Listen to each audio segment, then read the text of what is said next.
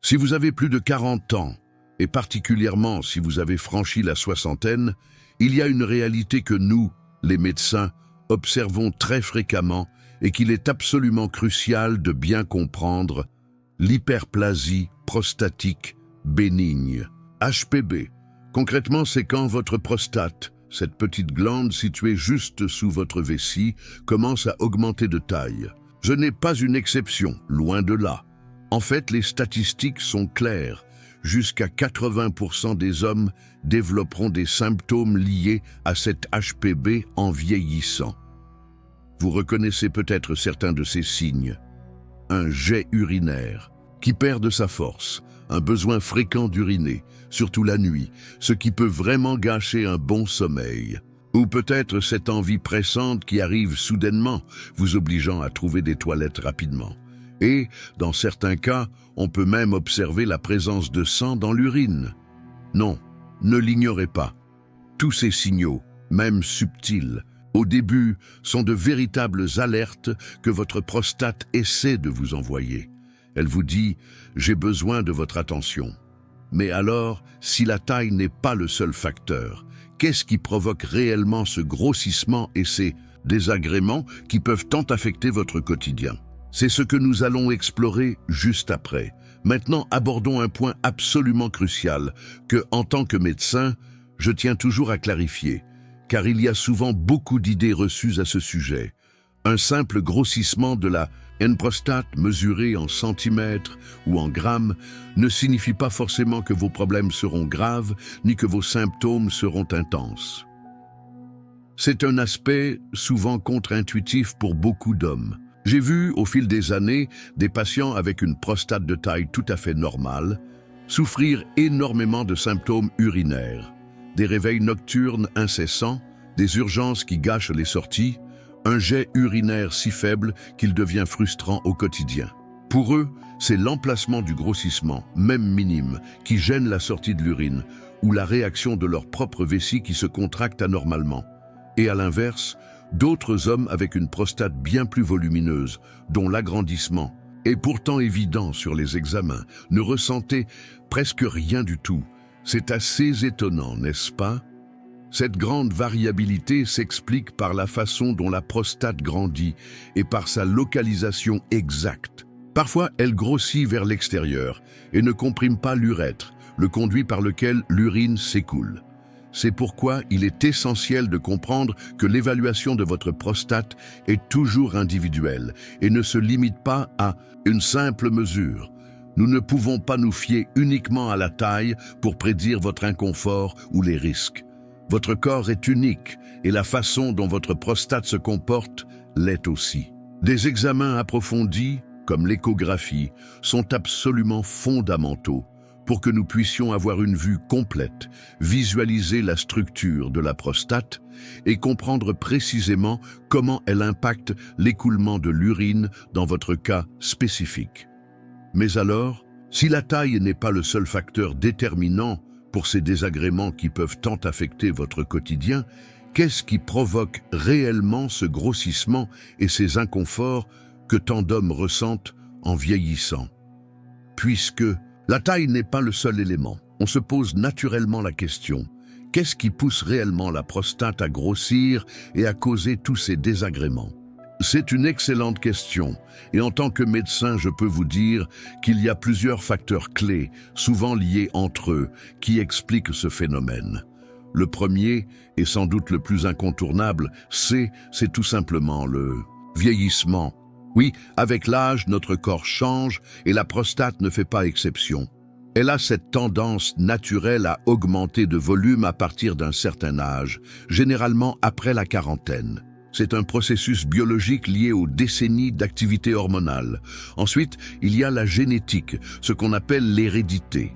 Si votre père, votre grand-père ou vos oncles ont eu des problèmes de prostate ou de l'HPB, vos risques sont malheureusement plus élevés. C'est un peu comme hériter d'une prédisposition. Ce n'est pas une fatalité, mais c'est un signal important à prendre en compte. Mais ce n'est pas tout.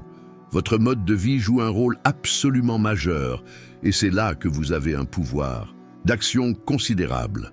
L'obésité, par exemple, est un facteur de risque significatif. Un excès de poids peut modifier votre équilibre hormonal et ces déséquilibres, nous le verrons, sont directement liés à la croissance de la prostate. Le manque d'activité physique, le mode de vie sédentaire, contribuent également à cette chaîne de réactions défavorables.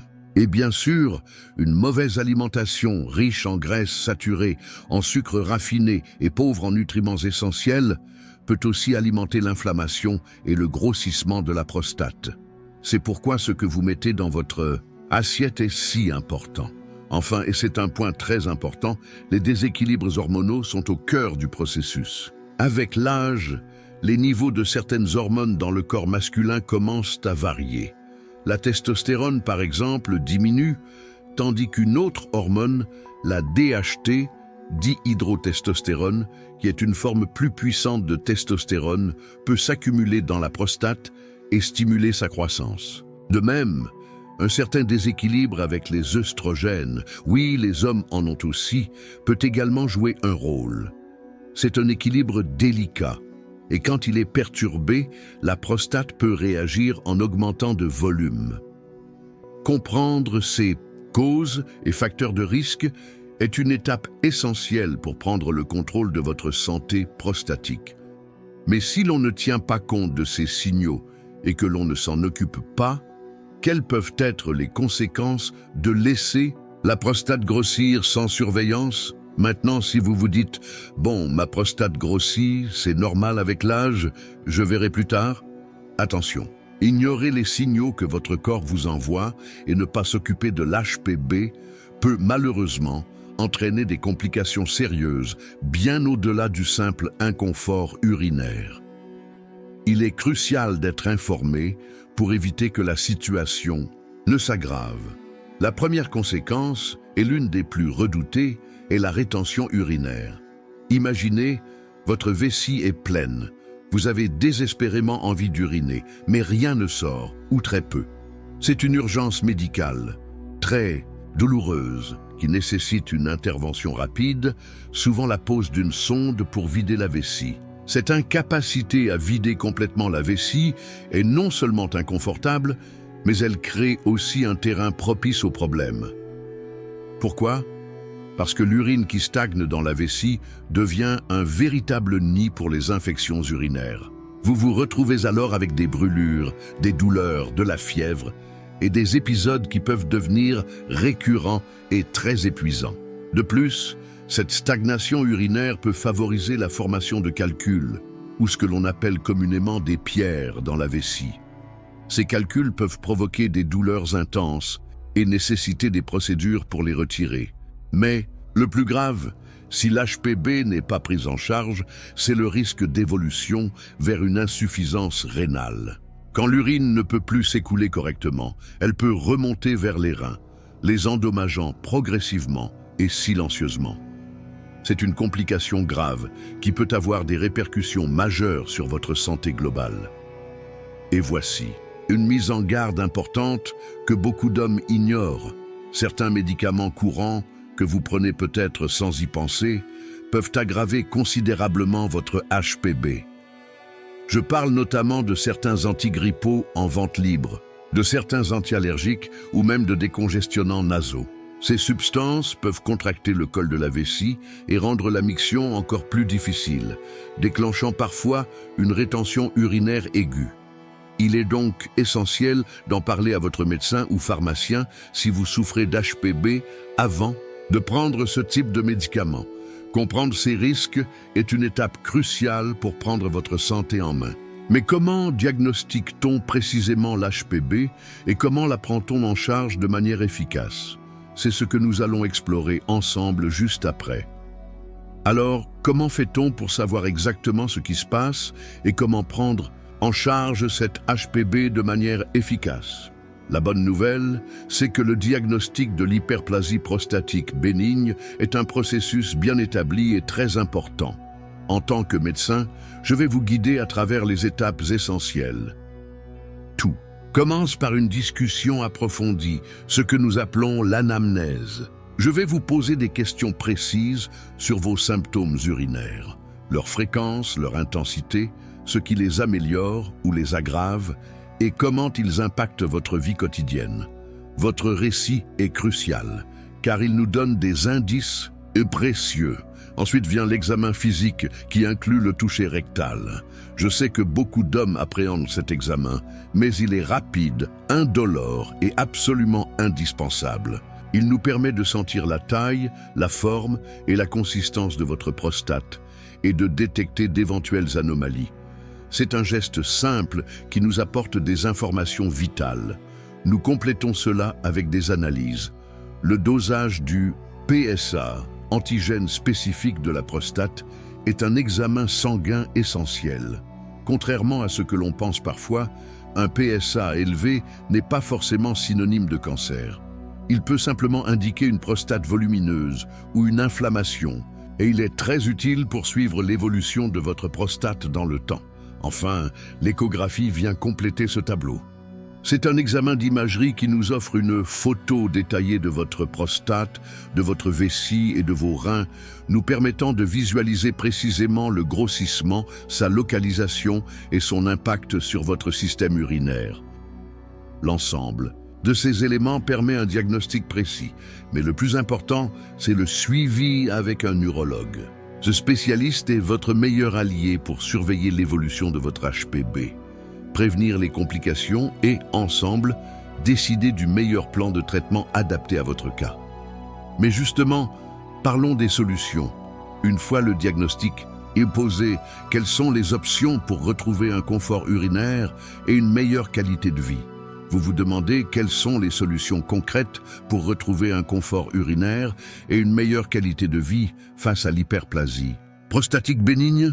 La bonne nouvelle, c'est qu'il existe un éventail d'approches, allant de simples ajustements quotidiens à des traitements médicaux plus spécifiques. En tant que médecin, je suis là pour vous éclairer sur ces options. Commençons par les changements de mode de vie, souvent surprenants par leur efficacité. Il est vivement recommandé de réduire certains irritants comme le café, l'alcool et les aliments très épicés, car ils irritent la vessie et augmentent vos envies d'uriner. Tentez de les limiter, surtout le soir. Contrôlez votre apport en liquides en soirée est aussi crucial pour éviter les réveils nocturnes. Essayez de ne pas boire 2 à 3 heures avant de vous coucher et veillez à améliorer la qualité de votre sommeil de manière générale. Un corps reposé gère mieux ses fonctions urinaires. Au-delà de ces habitudes, la nature offre des alliés précieux, appelés phytothérapie.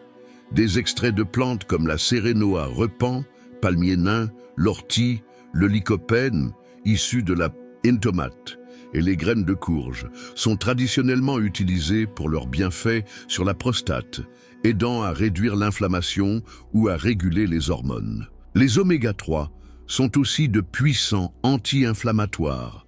Ces compléments doivent toujours être discutés avec votre médecin pour s'assurer de leur pertinence et de leur sécurité dans votre cas.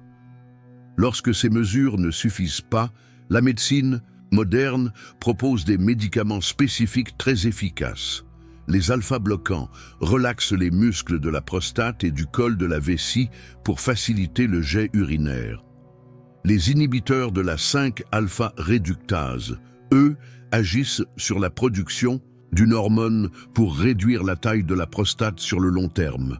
Une thérapie combinée peut même être prescrite pour maximiser les résultats. Enfin, pour les cas les plus sévères ou en présence de complications, la chirurgie peut être envisagée. Différentes techniques, comme la résection transurétrale de la prostate ou des méthodes au laser, visent à retirer le tissu prostatique obstruant pour restaurer un flux urinaire normal. C'est une décision toujours prise après une évaluation attentive par votre urologue. Prendre soin de votre prostate est un cheminement.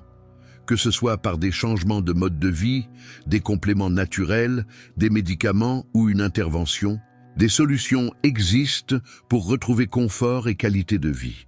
Le plus important est de rester actif et de dialoguer ouvertement avec votre médecin. Nous arrivons à la fin de cette exploration sur l'hyperplasie prostatique bénigne, une réalité que beaucoup d'hommes de plus de 40 ans et surtout après 60 ans peuvent rencontrer.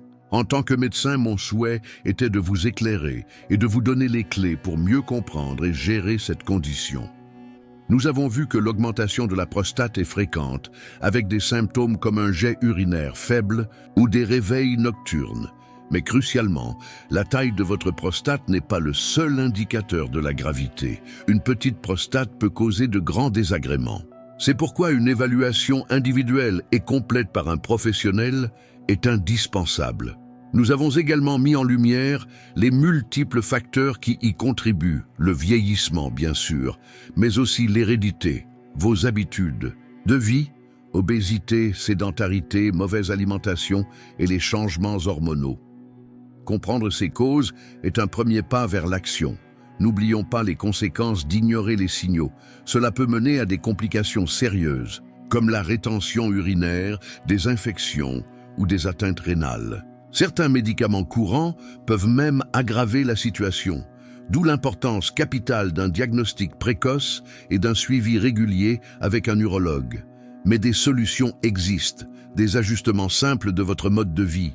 Limitez les irritants, contrôler l'hydratation le soir, améliorer le sommeil, peuvent déjà faire une grande différence. Les phytothérapies offrent aussi des pistes naturelles. Et lorsque cela est nécessaire, la médecine propose des traitements médicamenteux efficaces, voire des options chirurgicales. L'objectif de cette vidéo est de vous donner les outils pour prendre en main votre santé prostatique.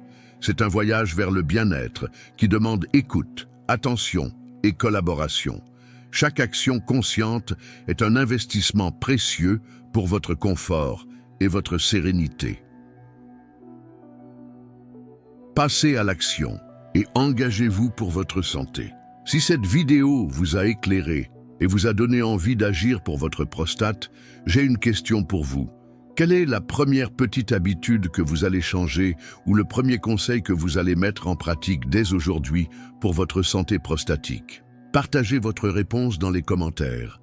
Votre expérience pourrait inspirer d'autres hommes. Si ce contenu vous a été utile, appuyez sur le bouton « J'aime ». N'oubliez pas de vous abonner à la chaîne et d'activer la cloche pour ne manquer aucune de nos prochaines astuces et informations cruciales pour votre bien-être. Ensemble, nous bâtissons une communauté informée pour une vie plus saine.